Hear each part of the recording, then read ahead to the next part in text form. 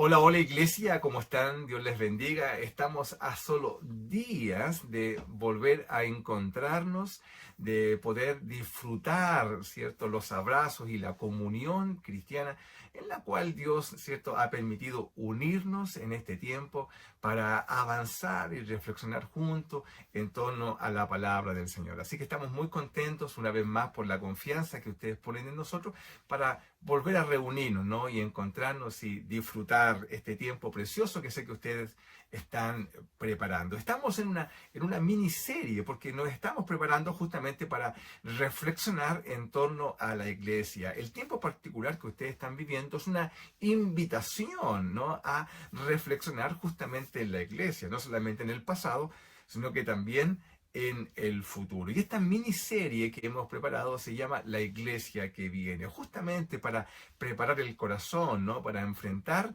una reflexión que estoy seguro que va a traer mucha bendición a la vida de la iglesia. Bueno, para reflexionar en esto, he querido separar un texto que es muy particular y que da cuenta de un momento muy específico en la iglesia en formación.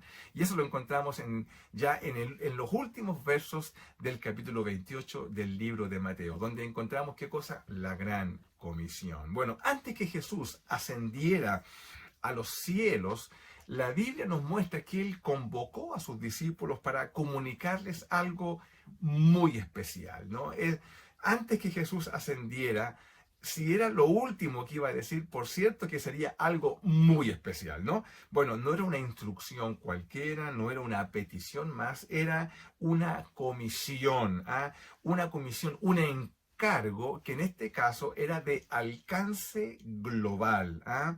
Es lo que conocemos como la gran comisión. No es la comisión una tarea cualquiera, es la gran comisión, la gran tarea, el gran encargo, que en este caso tiene alcance global, justamente, y que Dios pone, el Señor pone, a través de su Hijo Jesucristo en el corazón de sus discípulos, y a través de ello, a todos nosotros, a través de todas las generaciones, ¿sí?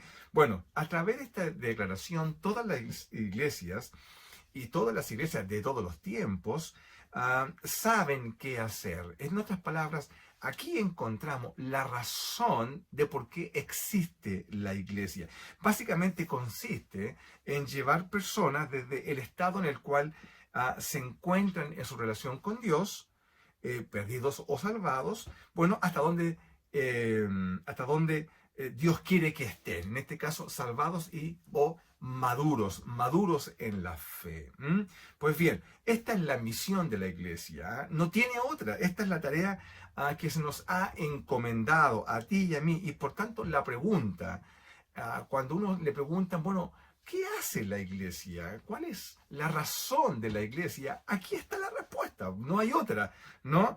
La respuesta está en la comisión. Vayan, ¿cierto? Y prediquen el Evangelio, enséñenle a la gente las cosas, ¿cierto? Para que su corazón se vuelva al Señor.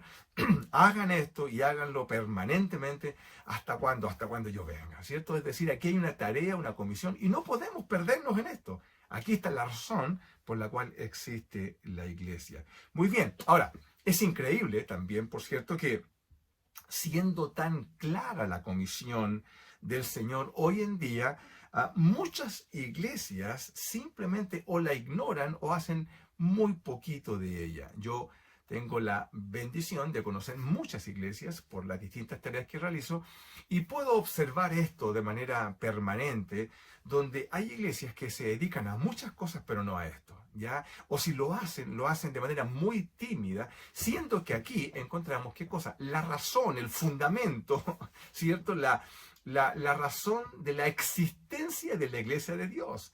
¿Ya? Si la iglesia se dedica a otra cosa, entonces está fallando a su comisión básica, está fallando a su identidad que le ha sido implantada, ¿cierto? Por el Señor en la esencia, en el ADN de la iglesia, ¿cierto? Y por cierto, aquí está la razón de nuestra existencia. Pues bien, ahora, ¿por qué hay iglesias o ministerios que o hacen muy poco o hacen nada de todo esto? Bueno, la razón pueden ser múltiples, ¿no? Y yo quiero que hoy exploremos no la comisión misma, sino que quiero que exploremos el corazón de la iglesia, es decir, el corazón de aquellas personas en la cual se estaba fundando, se estaba instalando la comisión, ¿sí? Es una comunidad de personas, son los discípulos, pero allí había algo, había un terreno que estaba fértil justamente para que recibiese esta comisión. Ahora bien, quizás Dios nos permita encontrar justamente en el corazón de estos discípulos la razón por la cual cuando ellos recibieron la comisión se lanzaron con todo a cumplirla y por cierto, en un contexto muy difícil, como decimos siempre, cuesta arriba, la iglesia se fue abriendo paso, abriendo espacio y la palabra del Señor comenzó a ser distribuida, enseñada y trayendo cierto crecimiento a la iglesia del Señor. Entonces quiero que exploremos esto en conjunto porque estoy seguro que en muy pocos versículos podemos encontrar una muestra, una señal del corazón de la iglesia que está recibiendo la comisión. Ahora, nuestro objetivo no es aprender solamente del corazón de ellos, sino que la lectura nos permita reflexionar a ti y a mí justamente en aquellas cosas que podrían quizás en nuestra vida no estar, o estar de manera pobre. Y esta lectura nos permitiría entonces quizás señalar, ¿no? Decirle, Señor, mi corazón necesita ser mejor preparado para recibir tu comisión. Y quizás aquí está la razón por la cual o la cumplimos a medias o simplemente no la cumplimos. En fin, hay mucho que aprender, ¿no? Pues bien, vamos a Mateo capítulo 28, del versículo 16 en adelante, encontramos lo que llamamos la gran comisión. Aquí dice que, pero los 11 discípulos se fueron a Galilea, al monte donde Jesús les había ordenado. Y cuando le vieron, le adoraron, pero algunos, dice, dudaban. Y Jesús se acercó y les habló, diciendo, toda potestad me es dada en el cielo y en la tierra. Este es el contexto. Por tanto, le dice, y vayan y hagan discípulos a todas las naciones, bautizándolos en el nombre del Padre y del Hijo y del Espíritu Santo, enseñándoles que guarden todas las cosas que os he mandado. Y aquí yo estoy con vosotros, dice Jesús, todos los días hasta el fin del mundo. Amén, ¿no? Y cerramos la comisión, cerramos el libro de Mateo, cerramos el Evangelio según este evangelista que nos muestra, ¿cierto?, el corazón, en este caso, de la iglesia que está recibiendo la comisión. Bueno, veamos algunas características y yo quiero que las exploremos en conjunto porque estoy seguro que algo van a hablar a nuestro corazón. Lo primero que encontramos en el verso 16, acá dice, pero los 11 discípulos se fueron, ¿cierto?, a Galilea. Es decir, los 11. Lo que yo veo aquí es que veo unidad. Los discípulos, habiendo vivido un momento muy difícil, habiendo vivido y habiendo experimentado una complejidad enorme en términos de relaciones, en términos de dificultades en el proceder entre ellos mismos, siendo personas de distintos temperamentos, con carácter, no todos maduros. Sin embargo, estos discípulos, habiendo vivido todas las experiencias que tú y yo sabemos que vivieron antes y durante la crucifixión, aquí los vemos unidos. ¿Qué pasó? ¿Qué pasó entre medio? Tú y yo podemos inferir que aquí algo sucedió. El corazón de los discípulos ahora los vemos en un corazón, los vemos en una sola voluntad, yendo a Galilea a recibir algo que era una promesa. No tenían certeza, sin embargo, los vemos unidos. Todo el impacto que causó la situación y la traición de Judas, ellos se repusieron y salieron adelante, y aquí los vemos unidos. Hermano, esto es impresionante. Yo de entrada digo, Señor, esto es impresionante, porque entiendo que el corazón de la iglesia necesita estar unido, fértil. Es una tierra, un corazón unido, una sola voluntad, es un corazón fértil, una tierra fértil para que la voluntad de Dios se pueda realizar.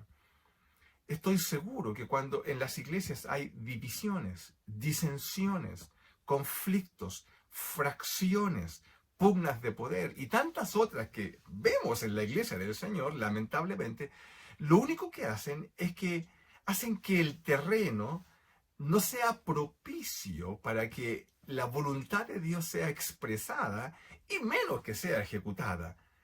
Yo creo y veo acá unidad de entrada, unidad como soporte, como fundamento básico. Y me hago la pregunta, ¿qué tan unida está nuestra iglesia para recibir la encomienda de Dios? Lo pregunto de otra manera.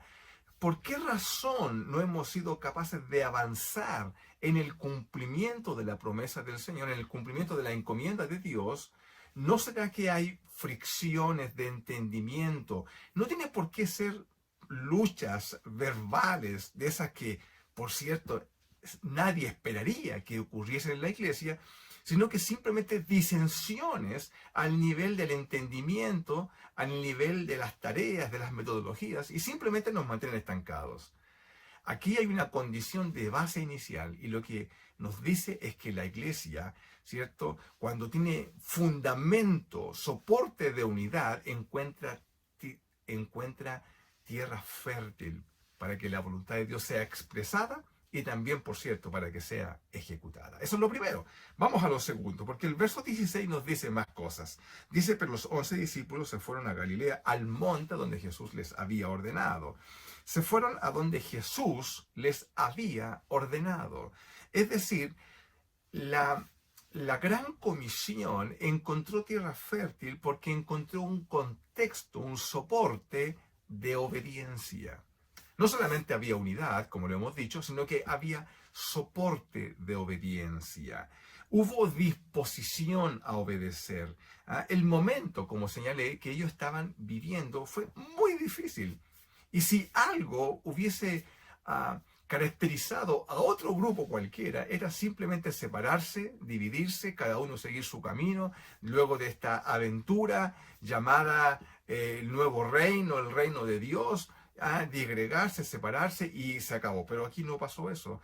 No solamente se unieron, ¿cierto?, en el corazón y tenían una disposición justamente a eso, sino que la disposición de ellos era a la obediencia. Yo me pregunto, ¿cuántos de nosotros tenemos justamente esa disposición de entrada? Mira, el verso 16 que acabamos de leer comienza con la palabra pero. Pero los 11 discípulos.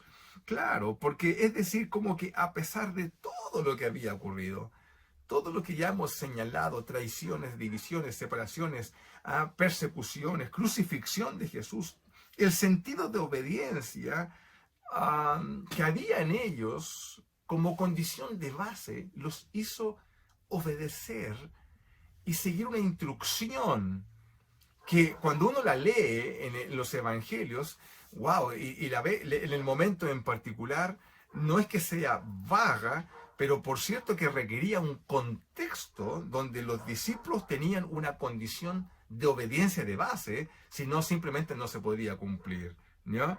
¿Hay disposición a la obediencia en nuestras vidas?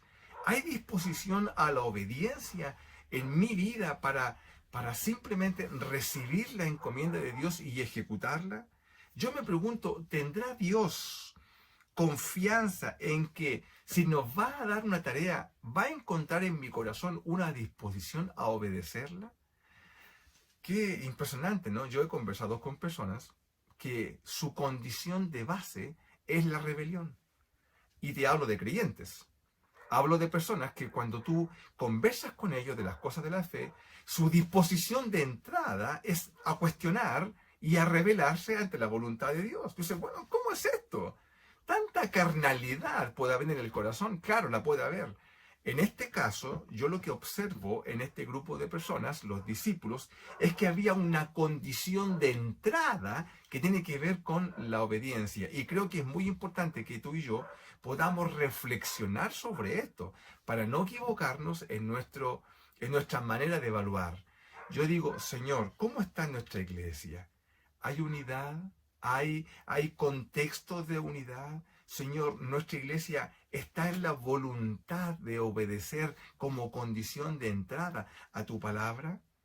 Creo que son cosas que sería muy bueno reflexionar justamente en razón de de si vamos o no a hacer la tarea que es la que tiene que hacer la iglesia, en este caso la Gran Comisión. Pero aún más tengo la convicción que este texto 16 dice algo más. Mira, porque dice así, dice, pero los 11 discípulos se fueron a Galilea, al monte donde Jesús les había ordenado. ¿Qué hay detrás de todo esto? Yo lo que veo acá es que este texto muestra algo más. Es el hecho de que si los discípulos se movieron a Galilea, no solamente estaban unidos, no solamente tenían una disposición a la obediencia, sino que porque ellos le creyeron a Jesús. Creían en Jesús, le creyeron a Jesús. Todo lo que tenían de Jesús era una palabra y sobre ella actuaron. Hermano, yo he predicado de esto muchas veces, en distintas situaciones que he vivido en la vida, difíciles como la que tú has vivido, complejas de salud, de enfermedad, de situaciones que pasan en la vida, que nos golpean con tanta fuerza y pareciera ser que toda la estructura, todo el andamiaje de tu fe se desestabiliza y podría derrumbarse. Le digo, ¿en qué te sostienes? ¿En qué te sostienes? Yo digo, me sostengo en la palabra. Lo que tengo es una palabra. De hecho, este texto dice, he aquí, yo estaré con vosotros todos los días hasta el fin del mundo. Yo estaré con vosotros, querida, el Señor está contigo. Es que no lo veo, no lo siento, es que no tienes que verlo, no tienes que sentirlo, no tienes que oír su voz, no tienes que tener una experiencia espiritual. No, lo que tienes que tener es fe a la palabra que el Señor dijo. Hey, yo estaré con ustedes todos los días. Querida, querido de Panguipulli, no hay un solo día el que el Señor no haya estado contigo. Él está contigo. El que tú y yo no lo percibamos de esa manera ya tiene que ver con nosotros, pero la promesa del Señor dice eso. Y Él dice tantas otras cosas en su palabra. Pues bueno, ¿qué es lo que tienes? La palabra. ¿Qué es lo que tienes en momentos de aflicción? La palabra. Cuando todo parece que se va a derrumbar, ¿qué es lo que tienes? La palabra del Señor. Está lleno de promesas, lleno de promesas para ti y para mí, y que son sostén, son soporte en tiempos de aflicción. Aunque andemos en valle de sombra de muerte, no temeré mal alguno, porque tú estarás conmigo, tu vara y tu callado me infundirán aliento, ¿cierto? Allí está el pastor, ¿cierto? No los pastores nosotros, no, el pastor con P mayúscula, ¿no? El príncipe de los pastores, como dice el apóstol Pedro. Él estará contigo, allí está tu soporte, allí está tu palabra. ¿Qué es lo que tenían los discípulos antes de ir a Galilea? Una palabra, solamente una palabra. Y ellos la creyeron. Querido Panguipulli, querida iglesia, ¿qué tenemos? Una palabra. Echa memoria a tu historia, echa memoria a los tiempos atrás, antiguos. Tú que quizás llevas mucho tiempo en la iglesia o que vienes de otra iglesia y te has sumado a esta. ¿Qué es lo que tienes? Tienes una palabra. Tienes promesas del Señor. ¿Y por qué sigues ahí a pesar de todo y de tantas dificultades que a veces tenemos en la experiencia misma de la comunidad? Porque tienes una palabra. Dios bendiga eso, ¿no? Mira todo lo que nos dice un texto, ¿no? Impresionante. Pues bien, avancemos un poquito más. Mira cómo dice el verso 17, que cuando vieron a Jesús, porque se fueron a un monte y se lo encontraron allí. ¿No te parece extraordinario? Lo encontraron y cuando lo vieron, la Biblia dice que le adoraron. Le adoraron.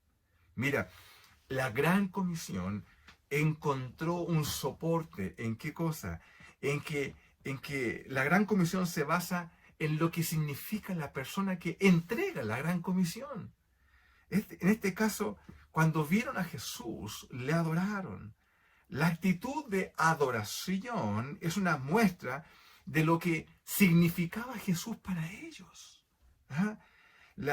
Ya no solamente era el Jesús nacido en Belén, ya no solamente era el Jesús criado en Nazaret y habiendo crecido en Galilea, ahora estamos hablando del Cristo, del ungido de Dios, del Hijo del Dios viviente. Tú eres el Cristo, el Hijo del Dios viviente, le dijo Pedro, ¿cierto? Es decir, ya no hablamos de un hombre cualquiera, hablamos de uno que es digno de adoración. Y cuando lo ves delante de ti en el monte, los discípulos simplemente le adoraron.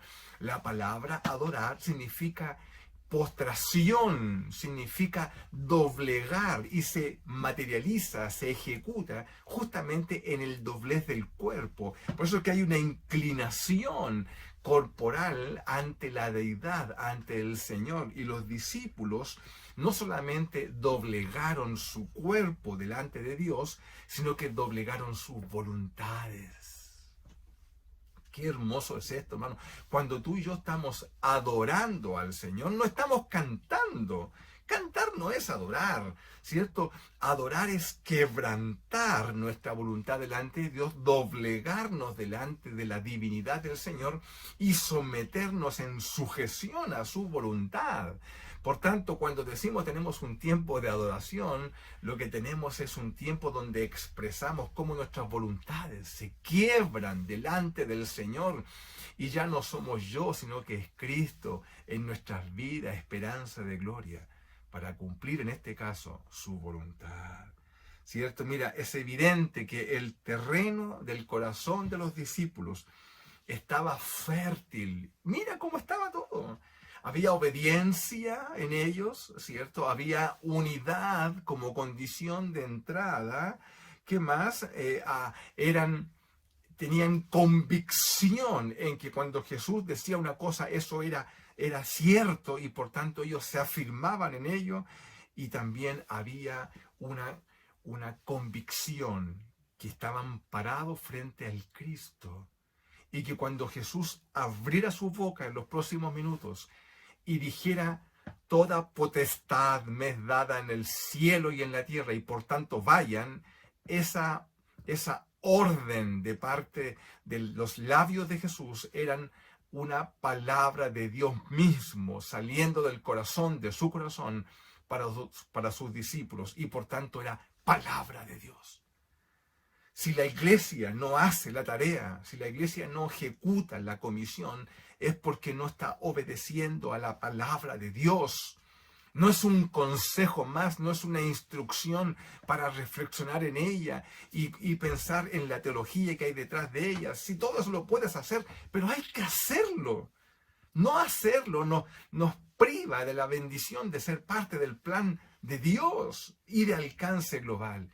Iglesia, tú y yo debemos pensar como Dios piensa, y Dios no está pensando en pequeño, está pensando de manera amplia. Y tú y yo estamos siendo convocados para participar justamente de esa bendición de alcance global. Es impresionante. Yo me pregunto, solamente hasta aquí, ¿cómo está mi corazón? ¿Cómo está el corazón de la iglesia? ¿Cómo está el corazón de la iglesia para hacer lo que tiene que hacer? Pues bien, hay algo más. Porque mira cómo es el texto 17. Dice que cuando le vieron, le adoraron. Le adoraron. Pero algunos dudaban. Algunos dudaban. Claro, pero porque que el terreno estuviera abonado en el corazón de los discípulos no significa que el contexto general era propicio, ¿cierto?, para llevar adelante la comisión, como que todo estaba pavimentado y no habría ninguna dificultad, ¿cierto?, ni interna ni externa para ejecutar el plan de Dios. No, no es así. La Biblia dice claramente que había incredulidad por parte de algunos. Si tú vas a Marcos capítulo 16, versículo 14, ahí dice que Jesús reprochó la incredulidad de ellos cuando se les presentó, ¿cierto?, en la mesa, bueno, en ese momento, previo a lo que estamos leyendo ahora. ¿Por qué? Porque había un contexto de incredulidad. Es decir, desde el comienzo mismo, querido, desde el comienzo mismo, desde el día 1 en el cual se entregó la comisión, desde ese día hay contexto de incredulidad para ejecutarla. Y así sigue siendo hasta el día de hoy. Hay incredulidad. Y aún así, la comisión se abrió camino. La Gran Comisión se presenta en un contexto de incredulidad y tú y yo como iglesia no podemos pensar, estaríamos teniendo una ficción mental, si así lo creyésemos, ¿cierto? Que cuando el Señor nos encomendó esto, dijo, bueno, háganlo porque yo he preparado todo para que todo fluya de una manera fácil. No, vamos a encontrar resistencia y la vamos a encontrar incluso a veces internamente. Por eso que vemos acá que aun cuando el camino se abre, ¿cierto? Para la Gran Comisión, pues esto, y si se abre, y si efectivamente la comisión logra cumplirse, no tiene que ver porque hay una estrategia humana detrás y que permite que el corazón se doblegue ante Dios y se quebrante y se convierta, ¿no? Eso es prerrogativa, derecho del Espíritu Santo. Y tú y yo debemos descansar en ello. Por tanto, mire aquí es interesante todo esto, lo que estamos viendo. Es decir, la Gran Comisión encuentra contextos en los cuales se abre. Y aún así, yo quiero decirte, si en el contexto donde la iglesia se mueve, donde ustedes se mueven, hay incredulidad, yo quiero decirte que es el mismo contexto en el cual se movió la iglesia al comienzo y salió adelante. Amén. Mira qué interesante es explorar el corazón de la iglesia en su inicio y que nos da tantas luces respecto de cómo nuestra vida, nuestra iglesia, nuestra propia comunidad de fe, cómo está, ¿no? Para hacerle frente justamente a la Gran Comisión. Bueno, estos elementos nos ayudan a comprender la importancia de las personas que reciben la comisión. Pues bien, tú y yo somos un grupo de personas. Tú y yo conformamos una agrupación divina que está unida por el Espíritu Santo, porque tú y yo tenemos al Señor en nuestro corazón. Es lo que los une. No nos unen lazos sanguíneos, consanguíneos, ¿cierto? Apellidos, ni historias de vida. No, lo que nos une es el Espíritu Santo. Somos iglesia de Dios porque tenemos un solo Dios, una sola fe, un bautismo, un Señor, etcétera, una palabra. Pues bien, esta iglesia que recibe la comisión, ¿cierto? Yo me pregunto, ¿cómo está su corazón? ¿Estamos unidos para hacerle frente a lo que viene? ¿Estamos en una disposición a obedecer la voluntad de Dios? ¿Tenemos una convicción que lo que es palabra de Dios es palabra de Dios y necesita ser cumplida simplemente porque el Señor Jesús dijo?